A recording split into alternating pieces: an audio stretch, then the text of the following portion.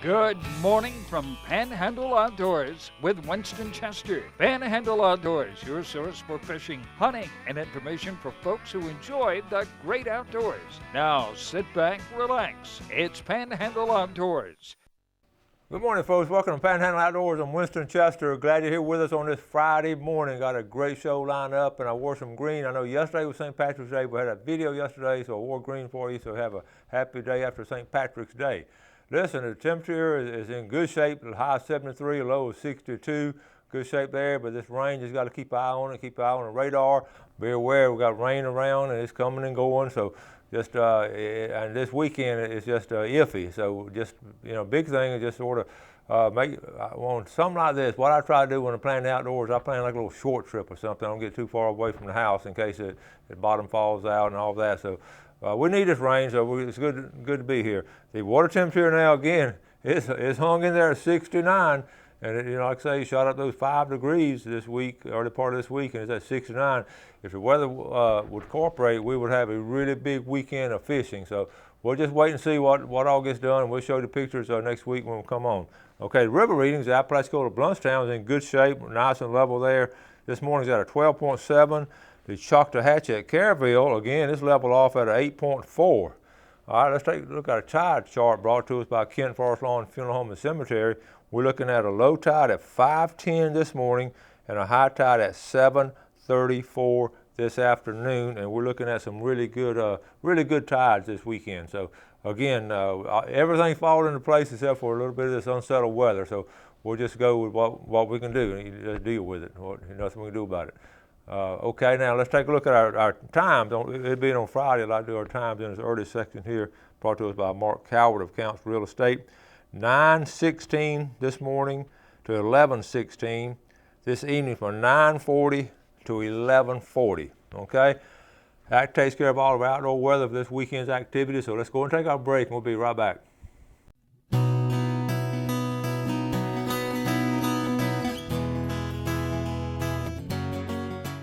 All right, welcome back. Let's just jump on some pictures this section. We've got a busy show today, so let's try to get it all fit in. I had an email the other day from one of the viewers wanting to know about rod repair. I got the information here.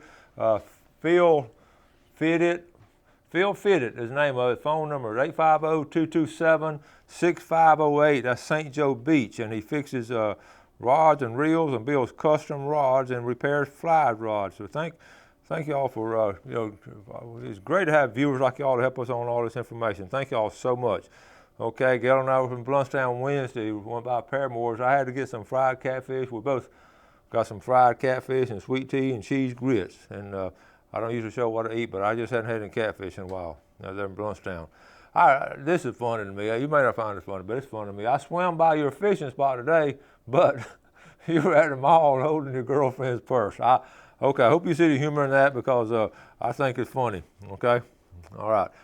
Be aware of our snakes and all, but don't kill every snake you see. We have good snakes eating bad snakes here. So if you get a chance, just let the snakes go if it's not a threat to you. Don't just get a shovel and cut everything you see in half. And everything in the front yard or coming in the door, that's something different. Okay, here's a picture here. Captain James Pick catching some sheephead with his fishing party here. We're right at the peak now. Full moon is next Wednesday, and it's going to be a big one. So here's the pictures here. Captain Billy Barlow had a nice trip the other day. Got some good eating right there. Captain Bill Barlow. Okay, I showed this picture the other day. I'm going to read the email with it. I just think this is a special picture. This is from his dad, Dana Franklin, up in Chipley. Thank you so much for showing Evan's picture on Panhandle Outdoors. It's his first bird. He is in the first grade at Kate Smith Elementary. He will be 7, May 17th. He has been practicing his shooting with a BB gun since Christmas. He moved up to a youth model 410 about a month ago, practicing 1 or 2 shots a day, both on the ground and in a blind under close supervision and safety. This enabled him to become proficient and confident at 15 yards, not to mention the 100 or so youth turkey hunt videos we watched.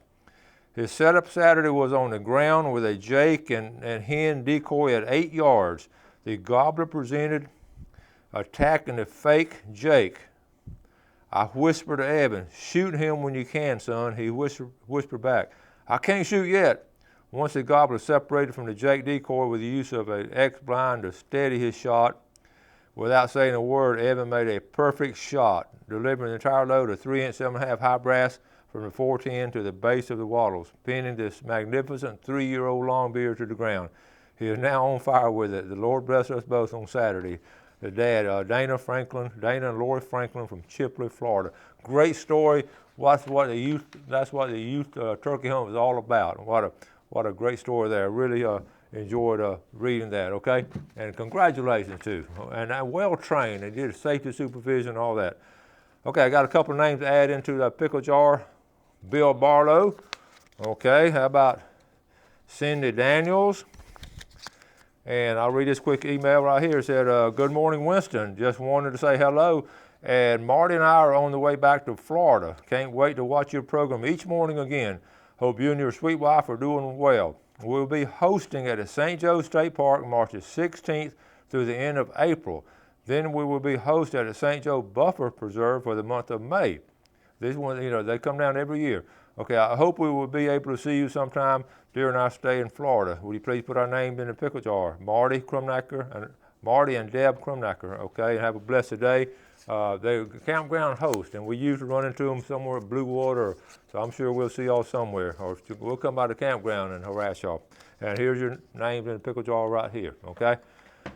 All right, let's go ahead and let's take a quick break, and we'll be right back.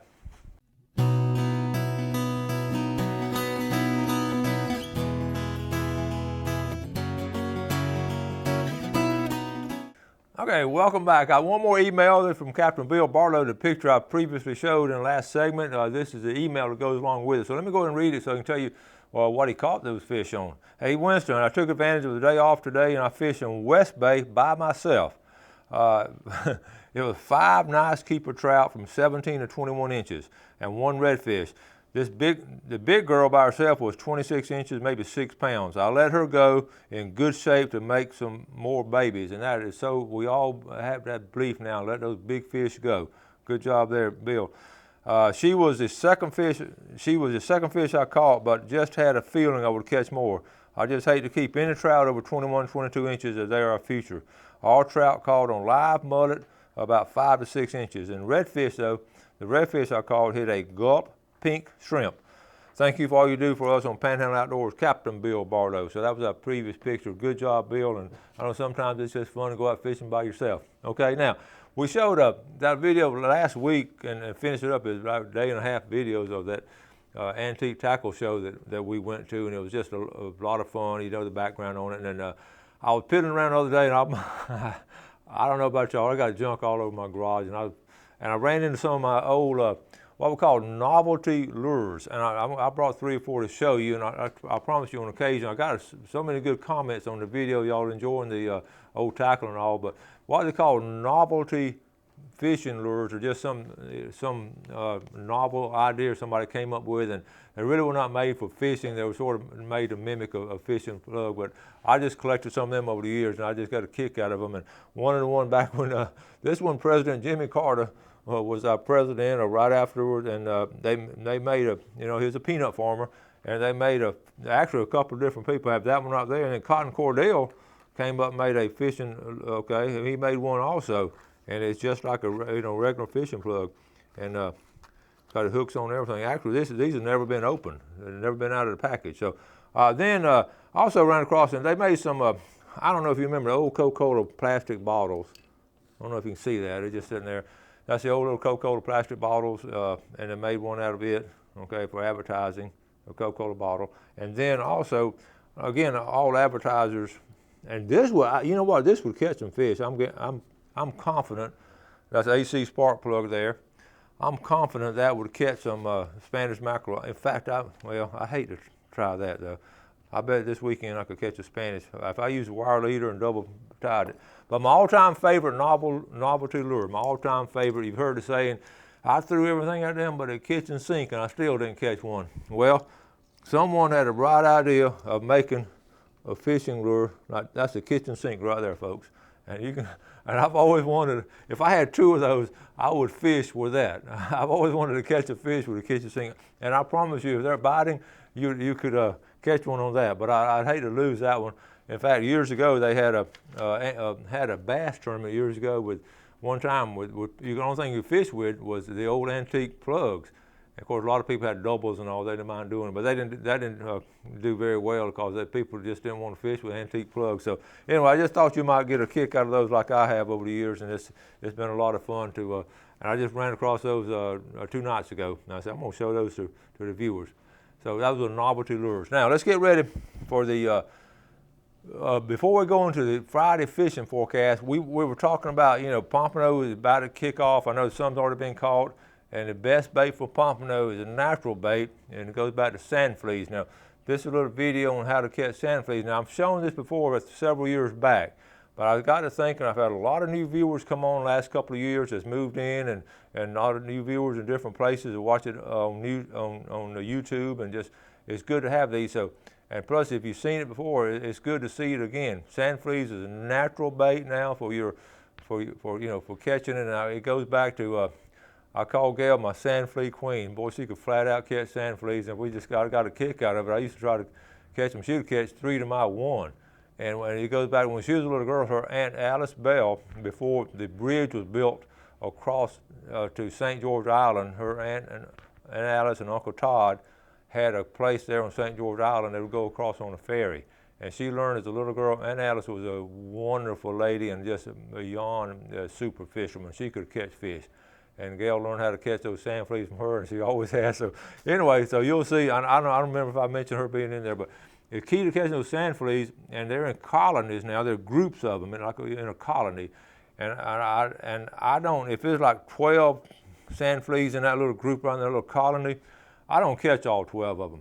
In fact, if they're really big ones, I let the big ones go, and because I know that's a female, but I won't catch all 12 of those in there. So what I try to do, I'll catch 7 or 8 of them, and leave 3 or 4 in the colony, and then move on down the beach and try to find some more little antennas coming up. So I think you'll enjoy this video. So we're going to watch this video on how to catch sand fleas, and we'll come back and talk about the weekend forecast. So Jeff, let's roll with this.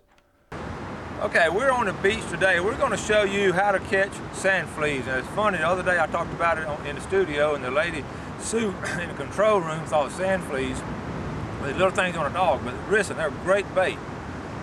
So we're going to show you how to catch them. Remember, we're going to look for it. First of all, they all have antennas, and they come up out of the sand. They're hard to find, but remember, they're in clumps. They sort of in families, or colonies maybe.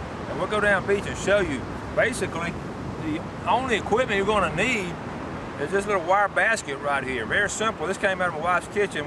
We used to cook French fries in it. We don't eat French fries anymore, so we just use this just for sand fleas. So this is really only equipment. So we're going to sort of scoop them up under the sand. So come on. Okay, what I'm going to do, we look at when the waves are coming back in. You may not see it now. There's a little group of them sort of right down in there. They're coming up as the waves go back in. I'm going to run down there and point them out to you, and then before I try to get any.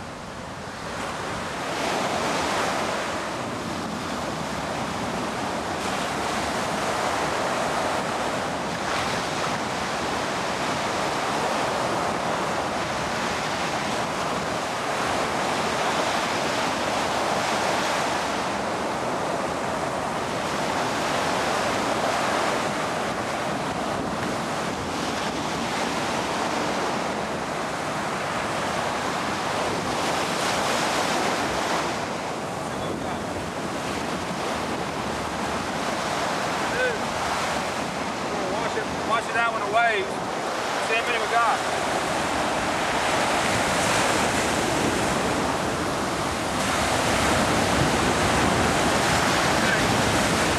I can see we did pretty good.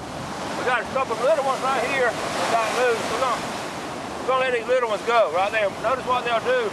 They go right back. They go right back in the sand. What we do, we catch about 4 nice big ones right here. It'll be good bait. Let me take one out and show you what they look like. Okay, that's a sand flea right there. I'm gonna put them on the ground. I'm gonna show you how fast they are. Okay. Then they dig into the sand.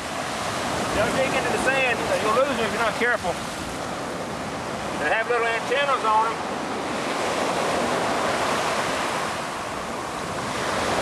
They play possum on your moose.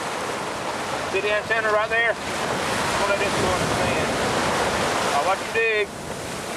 We may have lost him. Right there. See the little antennas right there? That's sort of what you look for. That's how they, actually how they eat. He's going deeper. He's going deeper, but he's still there. See him right there? Okay. Great sand flea. Right there. Good pompano bait. We're going to talk about some more in a minute.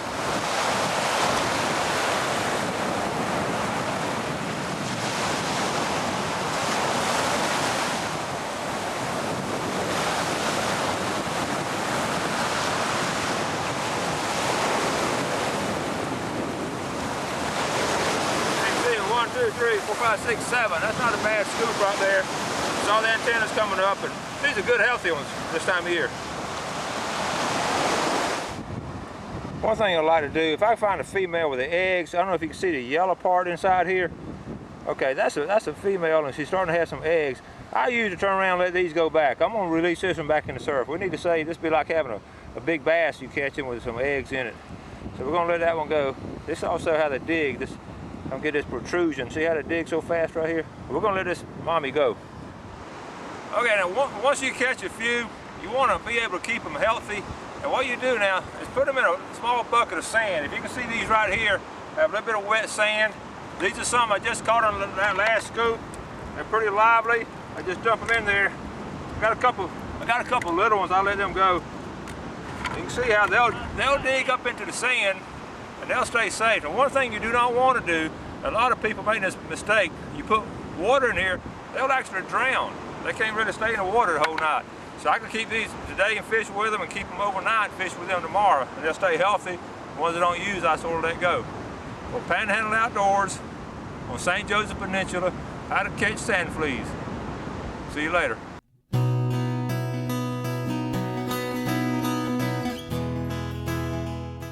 All right, welcome back. Hope you enjoyed that. Those little how-to things. I've got a little stack of them. One day I'll put like a little video together on how to do everything in the Panhandle, but I ain't got time to do it right now. But let's go ahead and draw our name for the winning the $20 gift certificate and the big red snapper from Tarpon Dock. And I'm going way down here at the bottom, and the winner of the $20 gift certificate is Lindell Petty from Defuniak Springs and Howard Creek. Lindell Petty. Defuniak Springs, $20 gift certificate, and a big red snapper will be, again at the bottom, will be Darrell Weeks from Greenhead. So Greenhead and Defuniak Springs, our viewers are spread all over the Panhandle. Congratulations, and let's move on with our famous Friday fishing report, okay? So now, let's start with Mexico Beach, and two hot spots at Mexico Beach. There's a canal right there, and there's a pier, and if you can't catch a fish there in about another week or two, then you need to go back to the mall or something. This is some good fishing right here. Here I'm gonna read you Captain Mitch Colbin's report with Florida Days Adventures. He said water is warming to 67 degrees and it's clear. Some Spanish are being caught near Crooked Island on the trees, and also the bottom bite for triggers and porgies still good. Sheephead bite's a little slow after the last full moon. The offshore bite still amberjacks and large sharks around big structures. Now, if you want to have a lot of fun, fish those structures and catch some of those big amberjack and big sharks. Especially got folks coming from out of town for spring break. You take them out there when the weather clears up. Anyway, fishing off the pier is going to be good, and also that canal there. And surf fishing, now here's the deal on surf fishing. The whiting is still a steady bite along Crooked Island. I've seen some pictures this week around Crooked Island Sound, right there north of Mexico Beach. There's been some good surf fishing there. A lot of redfish have been in the surf this past week. Let's go down to St. Joe Bay, and okay, the good reports there. Again, fishing off the wall. If you want to just fish from the shore, come in here to, I'm going to zoom on in, ride right by Blue Water Outriggers, get you some tackle. But this is right here in the center of the screen there, okay?